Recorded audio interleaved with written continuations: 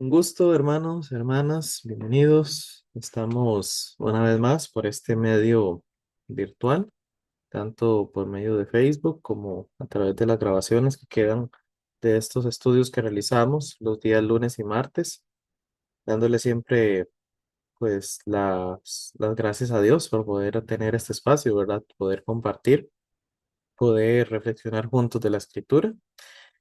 Y bueno, por si tenemos personas nuevas que están involucrándose en estos estudios, lo que estamos haciendo es analizar de forma profunda, detallada, la escritura. En este caso, pues llevamos ya varias semanas analizando la carta de Pedro, la primera carta de Pedro. Ya hemos cubierto el capítulo 1 y pues la semana pasada estuvimos comenzando con el capítulo 2. Teniendo presente, nada más así como algo muy rápido, capítulo 1, pues básicamente Pedro nos presenta, digamos que dos necesidades que tenían sus primeros lectores, pero que obviamente nosotros somos beneficiados de ello. Una primera necesidad que es enlistar, eh, digamos que poner en el panorama de forma un poco sistemática los beneficios, los privilegios que hemos recibido a través de Cristo. Ahí pues veíamos que dentro de algunas de las cosas que él nos menciona está que hemos renacido, hemos nacido de nuevo, tenemos una nueva naturaleza. Em, por ahí veíamos que se nos ha dado una herencia eterna, incorruptible, inmarcesible, que también veíamos que pues somos receptores de un amor incomprensible que se manifestó a través de la obra de Cristo. Incluso pues este aspecto Pedro bastante lo detalla, ¿verdad? Incluso nos hace ver, vean que el precio que se pagó para su redención no fue cualquiera, fue pues la sangre de nuestro Señor Jesucristo.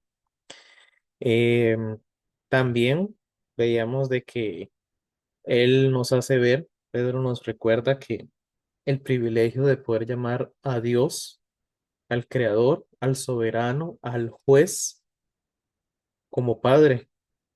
No es cualquier persona, no es un dictador, no es alguien que está como a la espera de cualquier falla de nuestra parte para entonces excluirnos, apartarnos de Él, sino más bien alguien que ahora se hace cargo de nuestra vida para siempre. Y bueno, eso dentro de algunos de las que, digamos que de esos privilegios que decíamos, ¿verdad? El haber nacido de una simiente imperecedera. Entonces, esa es una primera necesidad, pero también hay otra necesidad ligada con esta que Pedro nos ha ido haciendo ver, y es la necesidad de que nosotros permitamos que esos privilegios, esos beneficios, esa nueva identidad que tenemos en Cristo, esa nueva relación que tenemos con el Señor, que le permitamos que se manifieste en todas las áreas de nuestra vida, porque es el conocer estas cosas y no solo saberlas, sino realmente que nos impacten, que nos muevan, que, que llegue hasta lo más profundo de nuestro ser. Eso es lo que va a capacitarnos, entre otras cosas que Pedro mencionó, para poder sobrellevar, por ejemplo, dificultades, pruebas y aflicciones. Es lo que nos va a permitir tener la confianza de que en medio de situaciones difíciles, complejas, podamos ver un propósito. Podamos ver que así como el oro es refinado por medio del fuego, decía ahí en el versículo 7 capítulo 1, pues de la misma forma nuestra fe está siendo puesta a prueba para ser refinada, purificada. Otro de lo, Otra de las cosas que Pedro nos llama es a que, según las palabras de la Reina Valera del 60, que nosotros ciñamos nuestro entendimiento, ciñamos los lomos de nuestro entendimiento. O sea, de hecho en su momento no lo analizamos, pero ¿por qué la Reina Valera utiliza la frase ceñir los lomos del entendimiento y, por ejemplo, la misma Reina Valera, pero contemporánea, dice preparen su mente para la acción. Bueno, porque ceñirse los lomos es como ponerse la ropa, alistarse, prepararse y para emprender una acción. Entonces, digamos que la Reina Valera nos decía, pongan su mente en acción, estén atentos, pongan su esperanza en la gracia. Entonces, o sea, hay una conducta, hay un estilo de vida que es consecuencia de el tener presente, el tener claro todas estas verdades que tenemos en Cristo. Luego, cuando dice que seamos hijos obedientes, que seamos santos como nuestro Dios es santo, que amemos de forma sincera a los hermanos, que nos amemos unos a otros.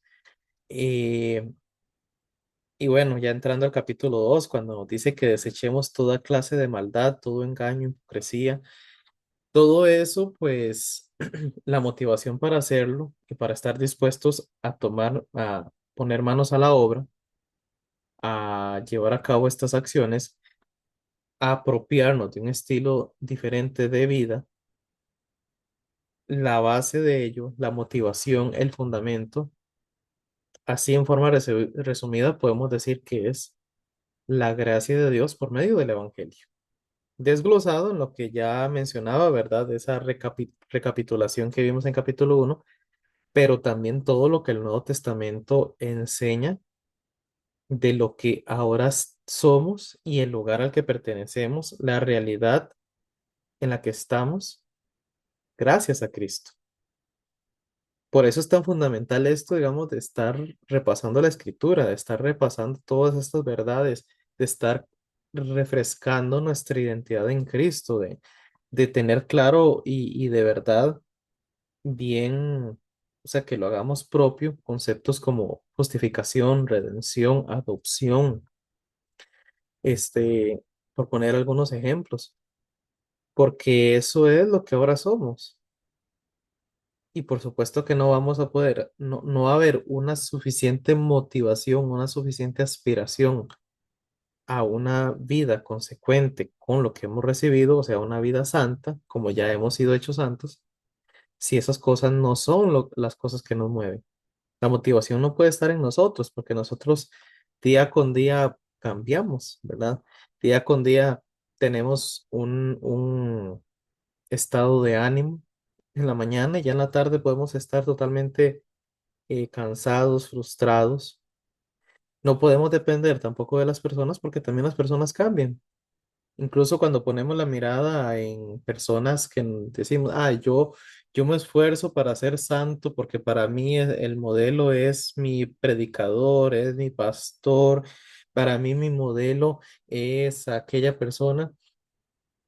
Y el problema es que estas personas pues también cambian, también varían.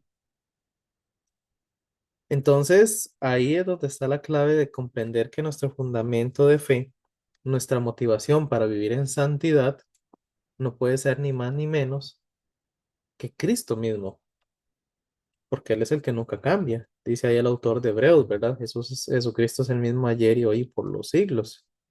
Y lo que Él hizo no cambia. Su obra en la cruz no fue condicional, siempre se trató de algo incondicional, por eso es que no puede cambiar.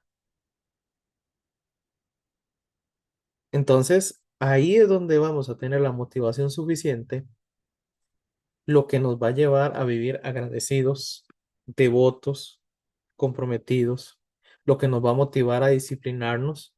Y vean que para ser disciplinados definitivamente necesitamos una motivación fuerte, ¿verdad? Porque, por ejemplo, cuando los que empiezan ahí en el gimnasio, pues empiezan bien motivados, pero a veces la motivación es, no sé, porque en esos días se sintieron muy gordos y porque comieron mucho, entonces van a componerlo. Y puede que esa motivación les dure una semana, 2 semanas, pero puede que llegue un punto que, bueno, no importa, ya, lo que tengo es hambre, voy a ir a comer lo que yo quiera, porque no son bases firmes. Quienes son disciplinados, por ejemplo, en un deporte, es porque su motivación no es a corto plazo, siempre en mucho más allá. Es una motivación que no se queda corto, sino que es algo que tiene pues bastante amplitud. Y si nuestra motivación es Cristo, pues entonces pues queda claro de que definitivamente nosotros tenemos una motivación que nunca se va a agotar. Así que, bueno, he querido tomar estos minutos en parte, como decía, porque creo que por ahí puede que hayan pues nuevos hermanos, nuevas personas que estén aquí involucrados y que pues quieran saber a partir de aquí cómo continuar el estudio, ¿verdad?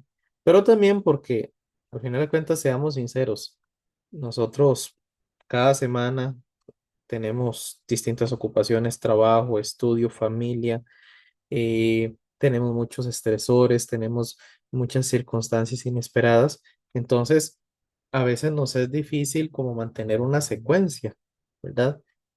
No sé cuántos podrán recordar, quizás tengan presente la prédica del día de ayer, pero quizás muchos no tengan presente la prédica del domingo anterior, ¿verdad? Y es porque ya de por sí vivimos en un mundo que nos satura. Entonces, por eso es importante estar rememorando para que así pues pueda quedar más anclado esta enseñanza en nuestras mentes. ¿Ok? Ahora, ya volviendo al texto como tal, en el capítulo 2 de Primera de Pedro, estábamos viendo la semana pasada que lo que decía, ¿verdad? Como parte de todo esto que Cristo ha hecho a nuestro favor, por lo tanto, decía ahí en el versículo 1, Primera de Pedro 2:1, por lo tanto, se espera algo de nosotros. Se espera que desechemos toda clase de maldad, que desechemos engaño, hipocresía, envidias, calumnias, ¿verdad? Que en su momento lo analizamos. Todos estos, digamos, que son representativos de pecados a los que puede que uno se acostumbrara, los famosos pecados mascota que por ahí le llama a un hermano.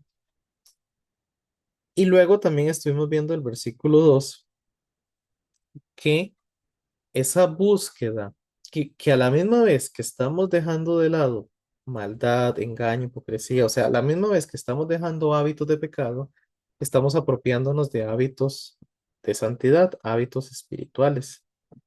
¿Qué lo ilustra? Pedro lo ilustra como buscar la leche espiritual no adulterada, que busquemos la palabra de Dios. Y hablábamos la semana pasada de que cuando pensemos en la palabra de Dios no lo limitemos solo a la Biblia como tal, sino veámoslo como todas las formas en las cuales nuestro Padre nos habla, porque Él no solo a través de la escritura de forma directa nos habla a través de los hermanos, nos habla a través de circunstancias, nos habla directamente por medio del Espíritu que habita en nosotros. Hay muchas formas en las cuales Él nos habla. Así que lo que debemos anhelar es poder distinguir y de verdad querer escuchar las palabras que Dios tiene para nosotros todos los días. Incluso Pablo decía que Él nos habla por medio de la creación, ¿verdad?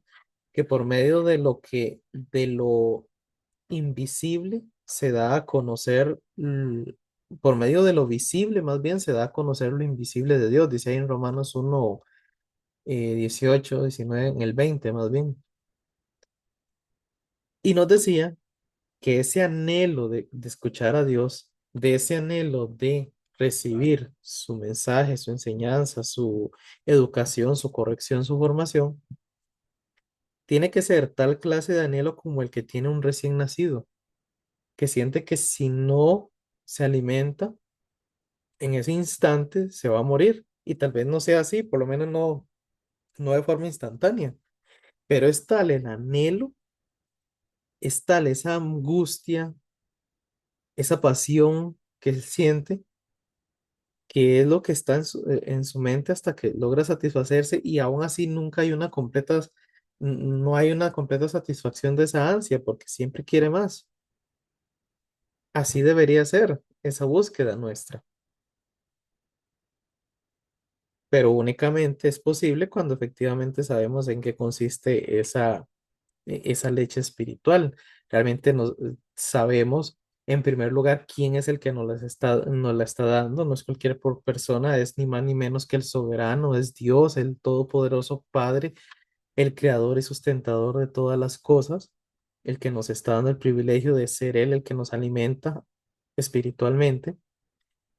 Pero por si fuera poco, lo que nos da es alimentos de vida eterna, como le dijo Pedro a Jesús, ¿verdad? Cuando Jesús les dice, bueno, y ustedes también quieren irse, y él les dice, pero es que ¿a dónde más vamos a ir?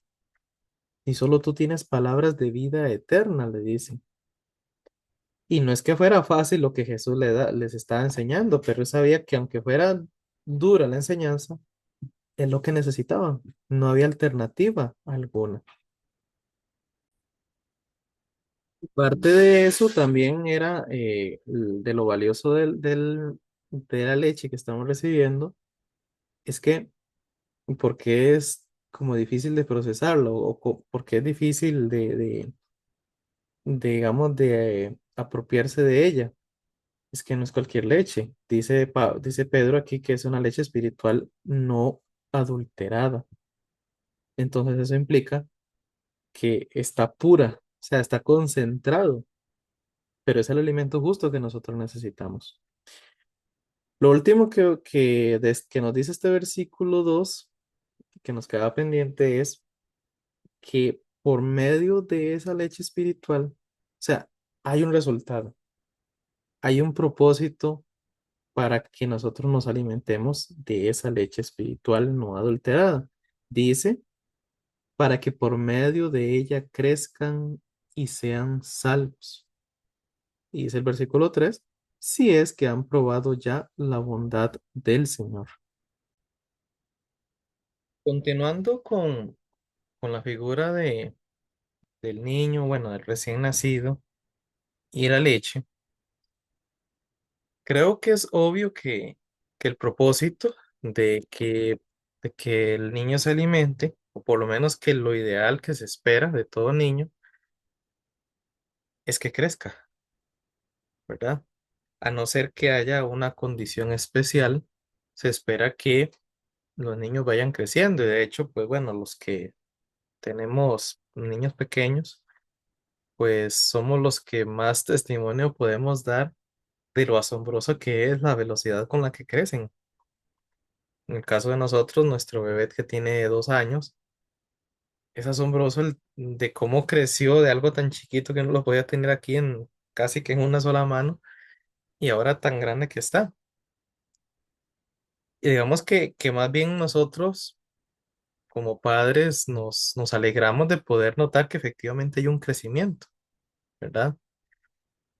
También por el hecho de que es lo lógico, digamos. Como dije, por supuesto que hay condiciones diferentes. También, obviamente, uno sabe que hay pues ritmos diferentes, dependiendo de cada uno, pues puede que crezcan más, puede que crezcan menos, puede que crezca más rápido, pero la cuestión es que siempre hay un crecimiento, no se queda estancado, o sea, ese niño que nace, incluso pues en los que tienen condiciones especiales, no sé si habrá alguna en específico que se quede en ese tamaño, pero típicamente todos crecen, ¿verdad? Y ese crecimiento no solo es el hecho en tamaño, sino es en el hecho, digamos, de adquirir nuevas habilidades. Al principio, pues no pueden hacer más que llorar, ¿verdad? Incluso si se dieran vuelta boca abajo, pues están en peligro de perder la vida, ¿verdad? Pero conforme pasan los días, pasan los meses, eh, van aprendiendo a hacer otras cosas, ya se pueden sostener la nuca, ya después se pueden sentar, ya después pueden empezar a gatear y después caminar, en fin. Y para que ese proceso de crecimiento ocurra, pues un factor fundamental es la alimentación, ¿verdad? Porque es a través del alimento que van adquiriendo los nutrientes necesarios para que todo el organismo vaya creciendo y vaya desarrollándose. No estoy diciendo algo pues muy complejo, ¿verdad? Creo que somos testigos de ello. El asunto es que algo que quizás a nosotros se nos olvida es que en la vida espiritual también eso debería ser lo más lógico, lo más natural, que haya crecimiento, que haya una maduración. Si a nosotros nos causa pues tristeza ver a un pobre niño, una pobre niño desnutrido, débil, que en su desarrollo hay un retraso y muchos, pues, muchos casos que lastimosamente se ven, ¿verdad?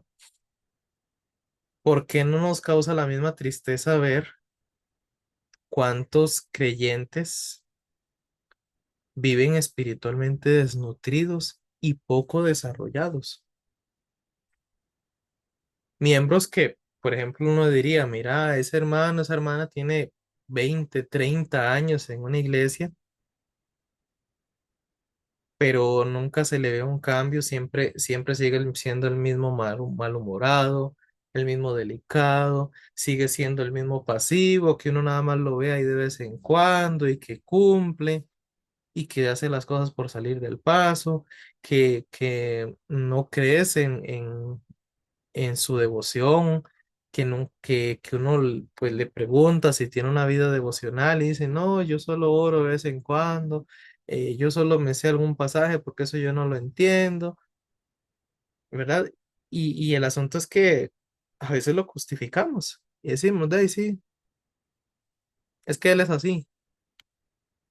Bueno, aquí Pedro está diciendo que no es lo usual. Porque el propósito de recibir el alimento espiritual es para que crezcamos, para que haya un avance. O sea que los únicos a los que se les podría decir que se les puede pasar, se les puede pues perdonar, digamos que entre comillas, el hecho de que pues estén todavía bastante o sea, como niños son los que son niños espirituales, los que recién recibieron el Evangelio, recién hicieron su profesión de fe por medio del bautismo y apenas están con sus primeros pasos. Ahí es donde pues es aceptable, pero donde no es algo que deberíamos ver como lógico es que haya miembros que se supone que se han venido alimentando de la leche espiritual. Incluso Pablo dice que el alimento sólido, cuando le dice a los corintios, de hecho creo que es un buen texto para complementar esta idea que estamos viendo. Vamos a ir a ese texto que está, ya les digo la cita exacta. Estamos hablando de Primera de Corintios. Vamos a ver, Primera de Corintios 3 desde el versículo 1. Nada más como teniendo presente el contexto, desde el capítulo 2 Pablo viene hablando en cuanto, pues, digamos que él está describiendo tres clases de seres humanos. Está el hombre natural, que es el que no puede percibir las cosas de Dios porque para él es locura porque no posee el Espíritu de Dios. Luego está el hombre espiritual, que en palabras de Pablo, en el versículo 15 dice que juzga todas las cosas, pero no está sujeto al juicio de nadie. Y luego entra al capítulo 3 a hablar de un tercer tipo de persona que estamos hablando, que son los carnales. Y vean cómo los describe. Repito la cita, 1 Corintios 3 versículo 2 y 3.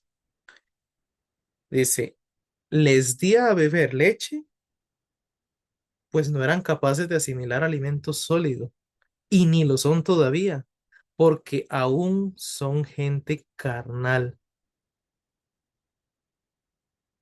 ¿Y cómo se demuestra la inmadurez de la que estamos hablando? Bueno, sigue diciendo, pues mientras haya entre ustedes celos, contiendas y divisiones, serán gente carnal y vivirán según criterios humanos. Es otra forma de decir inmadurez, desnutrición espiritual. Ve que Pablo les dice, vean, ustedes ya deberían estar en la capacidad de comer alimentos sólidos, o sea, no deberían estar en los rudimentos de la fe, no deberíamos todavía estar tratando con ustedes aspectos básicos como el amor de Cristo, como la justificación, como la redención. O sea, todo lo que nosotros estamos viendo, lo que venimos viendo en Primera de Pedro 1, ya eso debería ser un rudimento, debería ser algo que tengamos claro y que día con día nos mantenga pues conmovidos y a la vez motivados a querer saber más, querer profundizar más, querer detallar más lo que implica ser justificado, lo que implica ser hijo de Dios. O sea, no solo saber eso, esa frase como tal, sino saber las implicaciones que están detrás de ello. Poder ser capaces de ir a temas mucho más profundos, no meramente por decir que sabemos y que somos muy eruditos, sino porque el deseo, el que hablábamos, esa ansia, como el niño recién nacido, lo hace uno querer saber más. Creo que siempre lo podemos ilustrar muy bien con las relaciones que nosotros formamos con otras personas, dígase relaciones de pareja, relaciones de amistad. Creo que ninguno de nosotros quiere mantener una relación para toda la vida en la cual únicamente yo sé el nombre de esa persona, yo sé dónde vive, quizás sé algún pasatiempo y eso es todo. No, ¿verdad? Especialmente en las relaciones de pareja, el propósito es crecer profundizar en la relación, incluso poder llegar a conocer las cosas más íntimas, conocer las emociones más profundas, conocer el sentido de la vida para esa persona, su proyección de vida. Pero una relación que no pasa de lo superficial, pues quizás hasta esté en peligro de que se acabe. Y de nuevo, el gran problema es cuando se supone que estamos creciendo en una relación con el Señor, con nuestro Padre, con nuestro Salvador, con el Espíritu que habita en nosotros, no debería ser algo normal que nosotros no profundicemos en ello. Y ni qué decir la clase de irreverencia que eso es, ¿verdad? Porque estamos hablando de que el soberano Dios, creador, eterno, todopoderoso, ha venido a restaurar, Él ha venido a restaurar esa relación y aún así nosotros lo que le estemos diciendo, gracias, pero usted por su lado, yo por el mío. No sé si me voy a entender lo suficiente con esto, porque creo que sí es muy, muy importante, tanto, por supuesto, primero cada uno de nosotros, pensar si efectivamente nos sentimos todos los días insuficientes en el sentido de que todavía nos falta mucho por crecer en el conocimiento del Señor, de nuestro Salvador, del Espíritu que habita en nosotros, si realmente todos los días es un ansia de querer conocer más porque sabemos que nos falta mucho por conocer, mucho por experimentar, mucho por sentirnos realmente eh, conscientes de lo que somos y lo que se nos ha dado, o si estamos conformes con lo mínimo. Y aprovecho para darles una felicitación a cada uno de ustedes, porque el sacar el tiempo, sea de en la noche cuando transmitimos estas grabaciones o, o sea después, la hora que sea, pero el hecho de destinar un tiempo para no conformarse con lo que se recibe el domingo, eso demuestra que en realidad cada uno de ustedes efectivamente tiene un deseo sincero de crecer en el conocimiento de Dios. Y gloria a Dios por ello. Lastimosamente, esto no es lo típico en las iglesias. Siempre es un pequeño número. Ojalá quisiera uno que fueran todos los hermanos, sea a esa hora o sea en cualquier otra hora, aprovechando estos medios. Y no es porque lo diga yo, ¿verdad? No es porque sea yo el que esté compartiendo esto, sino es porque son recursos a disposición que Dios nos hace llegar para facilitarnos el conocerlo.